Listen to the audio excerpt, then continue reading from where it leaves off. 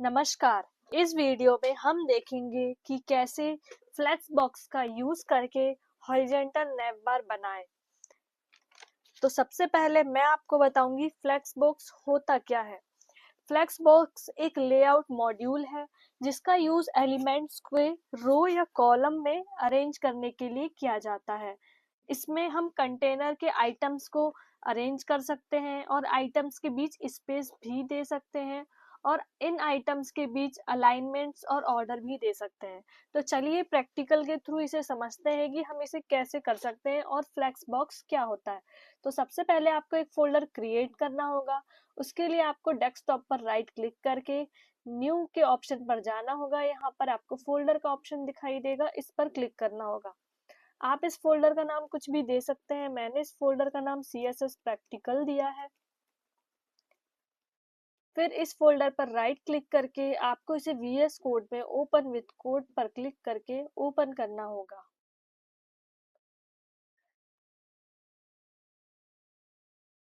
फिर आप देखेंगे आपने जो फोल्डर बनाया था वो VS कोड यानी विजुअल स्टूडियो कोड में ओपन हो चुका है। अब हम एक फाइल क्रिएट करेंगे। न्यू फाइल पर क्लिक करके index.html नाम की एक फाइल बनाएंगे। आप इस फाइल का नाम कुछ भी रख सकते हैं एक्सटेंशन, लेकिन आपको .html देना होगा।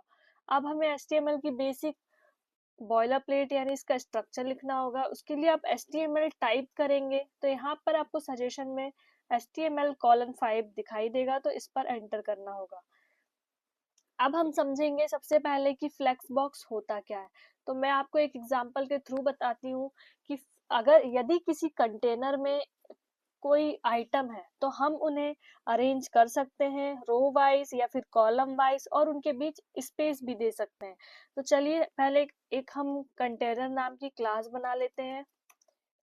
एक डिफ के अंदर मैंने ये कंटेनर नाम की क्लास बना ली। इसमें मैं 3 बॉक्सेस बना लेती हूँ।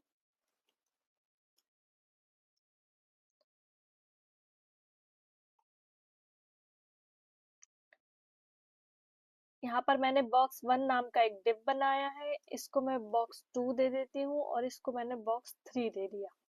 तो चलिए CSS के थ्रू हम इस कंटेनर को स्टाइल करते हैं। टाइटल टैग के जस्ट नीचे आपको स्टाइल टैग ओपन करना होगा। इसमें हम कंटेनर को पहले स्टाइल करते हैं। यहाँ पर सबसे पहले मैं आपको ये 3 बॉक्सेस बना के दिखाती हूँ।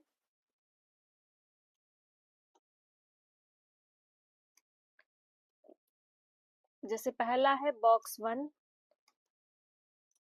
कर्ली ब्रेसेस ओपन करके हम इसे कुछ हाइट दे देते हैं। हाइट जैसे मैंने इसे 150 पिक्सल्स दे दी। विड्थ भी हम इसे 150 पिक्सल्स दे देते हैं और बैकग्राउंड कलर रेड दे देते हैं। इसी प्रकार से हम बॉक्स 2 और बॉक्स 3 के लिए भी बना लेंगे। तो मैं इसी को कॉपी और पेस्ट कर लेती हूँ। इसको हमने नाम दे दिया बॉक्स 2 और ये था बॉक्स 3। इन तीनों के कलर चेंज कर देते हैं ताकि आपको क्लियर समझ में आए कि बॉक्स 1 कौन सा है और बॉक्स 2 और बॉक्स 3 कौन सा है। यहाँ पर हम इसको ब्लू कलर दे देते हैं। चलिए अब इसे रन करके देखते हैं। तो इस फाइल को रन करने के लिए आपको इस पर राइट क्लिक करके ओपन विथ लाइव सर्वर पर क्लिक करना होगा। तो ये आपके डिफॉल्ट ब्राउजर में ओपन हो जाएगी। तो कुछ इस प्रकार से मैंने बैकग्राउंड में एक कंटेनर बनाया हुआ है। चलो कंटेनर को भी हम डिजाइन कर लेते हैं ताकि आपको क्लियर समझ में आ जाए। जैसे कि मैंने ये कंटेनर बनाया हुआ है, इसको मैंने हाइट दे दी 100% और विड्थ मैंने दे दी 100%। और इसको मैंने एक बैकग्राउंड कलर दे दिया ताकि आपको क्लियर समझ में आए कंटेनर का कलर क्या है। और उसके अंदर 3 बॉक्स होंगे। कुछ इस प्रकार से मैं इसे कलर दे देती हूँ। तो मैंने कुछ इस प्रकार से इसे कलर दे दिया है।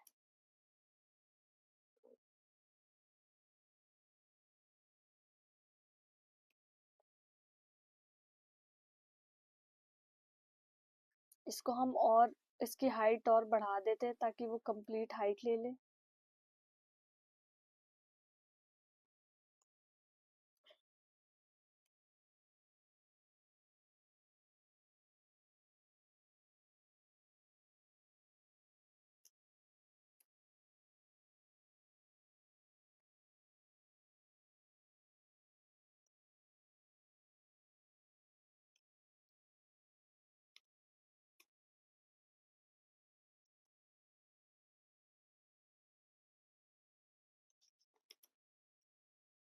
अभी मैं इसकी कोई हाइट नहीं देती हूँ, क्योंकि ये मैंने बॉक्स के अकॉर्डिंग जो कंटेनर है वो इसमें हमारे ये बॉक्सेस रखे हुए हैं। तो मैं आपको यहाँ पर समझाने वाली हूँ डिस्प्ले प्रॉपर्टी, फ्लेक्स प्रॉपर्टी क्या होती है। तो यहाँ पर जो कंटेनर है, मतलब ये जो कंटेनर है ये बॉक्स 1, बॉक्स 2 और बॉक्स 3 का पेरेंट है। तो हम कंटेनर को एक प्रॉपर्टी देंगे डिस्प्ले फ्लेक्स नाम की। मैं चाहती हूँ कि इसमें जो ये 3 बॉक्सेस बने हैं ये सेंटर में आ जाए और इनमें स्पेस आ जाए। तो मैं यहाँ पर एक प्रॉपर्टी दे देती हूँ डिस्प्ले। जैसे आप डिस्प्ले टाइप करेंगे ये आपको सजेशन में दिखाई देगा। यहाँ पर मैं इसको फ्लेक्स, डिस्प्ले फ्लेक्स कर देती हूँ। तो ये कुछ इस प्रकार से यहाँ पर आ जाएंगे।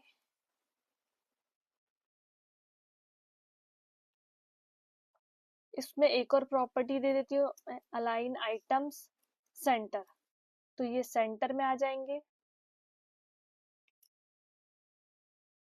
इसको मुझे जस्टिफाई कंटेंट भी देना पड़ेगा सेंटर में। तो कुछ इस प्रकार से ये सेंटर में आ जाएंगे। यहाँ पर यदि आप इसे सेंटर की जगह एंड दे देंगे तो ये एंड में चला जाएगा। यदि आप स्टार्ट दे देंगे तो ये स्टार्टिंग में आ जाएगा। तो कुछ इस प्रकार से आप इसे कंप्लीट कर सकते हैं। यहाँ मैंने जस्टिफाई कंटेंट सेंटर कर दिया ताकि आपको क्लियर समझ में आ जाए। अब आप चाहते हैं इनके बीच में स्पेस भी आ जाए, तो मैं यहाँ पर गैप नाम की प्रॉपर्टी होती है गैप, यदि मैं इसे 20 पिक्सल दे दूं तो कुछ इस प्रकार से इनके बीच में स्पेस आ जाएगा। ये कलर मैं हटा देती हूँ तब आपको क्लियर समझ में आ जाएगा।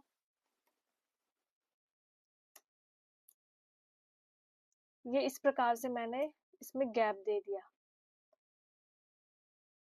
यदि मैं इसमें पैडिंग टॉप दे दूंगी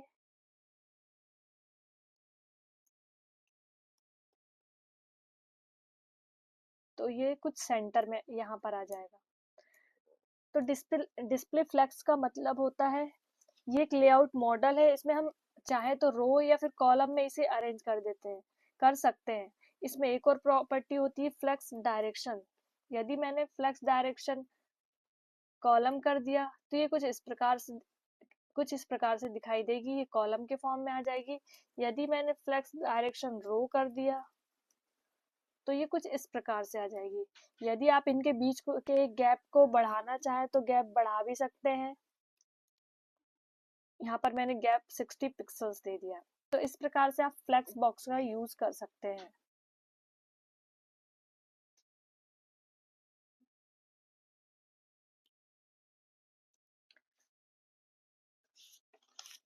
तो अब हम समझेंगे फ्लेक्स बॉक्स का यूज करके आप कोई भी हॉरिजॉन्टल नैव बार कैसे बना सकते हैं। तो नैव बार क्या होता है, किसी भी वेबसाइट में आपने देखा होगा ऊपर एक नैव बार होता है जिसमें होम होता है, कॉन्टेक्ट होता है, अबाउट होता है। जैसे कि मैं आपको एक वेबसाइट के थ्रू यहाँ पर दिखाना चाहूंगी कि नैव बार कैसे दिखता है। जैसे कि मैंने यहाँ एप्पल की वेबसाइट खोली तो ये जो ऊपर बना हुआ है ये नैव बार है। स्टोर, मैक, आईपैड, जो आईफोन, ये सारी चीजें लिखी हुई है। तो सेम ऐसे ही हम एक नैव बार बनाना सीखेंगे जिसमें हम डिस्प्ले फ्लेक्स नाम की प्रॉपर्टी का यूज करेंगे। यहाँ पर फिर से हम एक नया कोड लिखते हैं जिसमें मैंने एक क्लास बना ली। एक डिव क्रिएट करती हूँ नैव बार से। यहाँ पर इस क्लास का नाम मैंने दे दिया नैव बार। इस इस डिव के अंदर हम लोग एंकर टैग यानी ए टैग का यूज करेंगे, क्योंकि आपने देखा होगा नैव बार में जो भी होम, अबाउट, कांटेक्ट होता है वो क्लिकेबल होता है। तो ऐसे हाइपर लिंक के लिए हम ए टैग का यूज करते हैं। तो ए टैग का यूज करेंगे हम लोग और यहाँ पर हम इसका नाम दे देंगे, हम जैसे होम बनाते हैं होम पेज, सेम ऐसे ही हम अबाउट और कांटेक्ट के लिए बना लेंगे। यहाँ पर मैंने ये लिख दिया और यहाँ पर मैंने अबाउट लिख दिया। यहाँ पर फिर से मैंने ए टैग टाइप किया और यहाँ पर मैंने कांटेक्ट लिख दिया।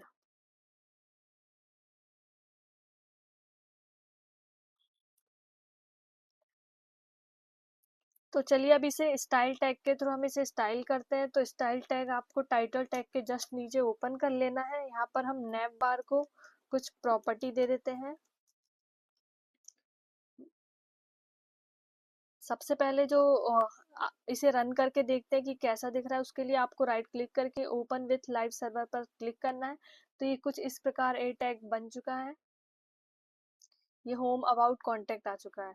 तो इसमें हम पहले एंकर टैग को ही स्टाइल कर लेते हैं। जैसे नैव बार में जो ए टैग है हम पहले उसको स्टाइल कर लेते हैं। ये क्लास है इसलिए आपको यहाँ डॉट जरूर लिखना पड़ेगा। इसको हम कलर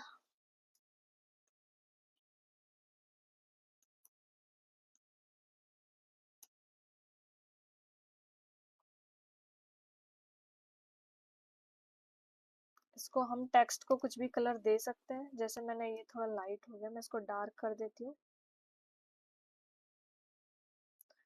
अब ये जो एंकर टैग है इनका जो पेरेंट है ये नैव बार है, तो हम इसे डिस्प्ले फ्लैक्स प्रॉपर्टी दे सकते हैं। इसको मैंने दे दिया डिस्प्ले फ्लैक्स।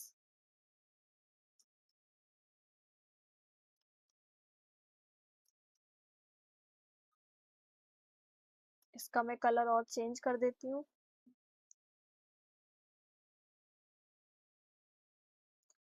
इसका हम कुछ बैकग्राउंड दे देते हैं। जैसे मैंने इसे बैकग्राउंड कलर दे दिया।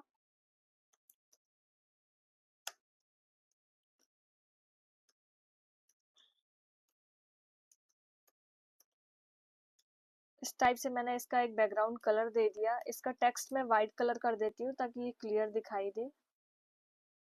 इसको मैं पूरा वाइट कर देती हूँ। तो इस प्रकार से ये कुछ दिखाई देने लगेगा।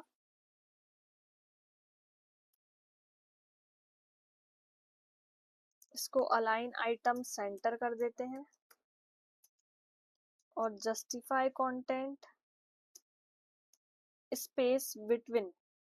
स्पेस बिटवीन भी एक प्रॉपर्टी होती है जिसमें कुछ इस प्रकार से ये आपस में स्पेस लेते हैं।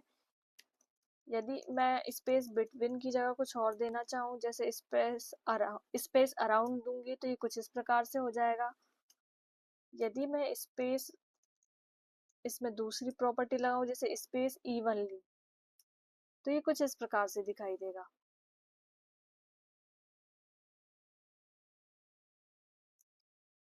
यहाँ पर सबसे पहले मैं इसे जो एंकर टैग है उसे यहाँ पर पैडिंग दे देती हूँ ताकि वो अच्छा दिखाई दे।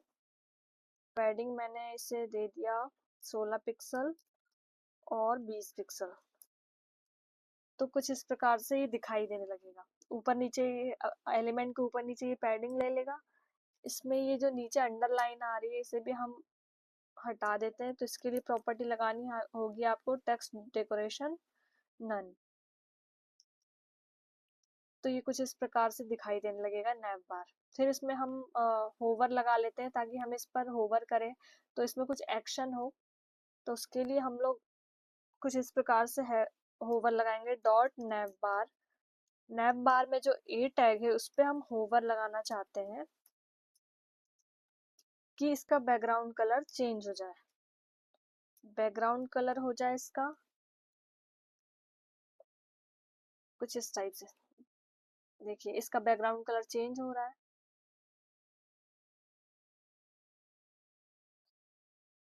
तो इस प्रकार से आप डिस्प्ले फ्लैक्स यानी फ्लैक्स बॉक्स प्रॉपर्टी का यूज करके आप एक नैव बार बना सकते हैं। तो आई होप आपको ये वीडियो समझ में आई होगी फ्लेक्स बॉक्स कैसे काम करता है, हम कैसे इसे एक कंटेनर के थ्रू अरेंज कर सकते हैं। ऐसी ही इंफॉर्मेटिव एवं प्रैक्टिकल वीडियो के लिए हमारे चैनल को फॉलो और सब्सक्राइब जरूर करें एवं साइबर लो पायनियर्स द्वारा संचालित वेब डेवलपमेंट प्रोग्राम्स और सर्टिफिकेशन कोर्स को ज्वाइन करें। धन्यवाद।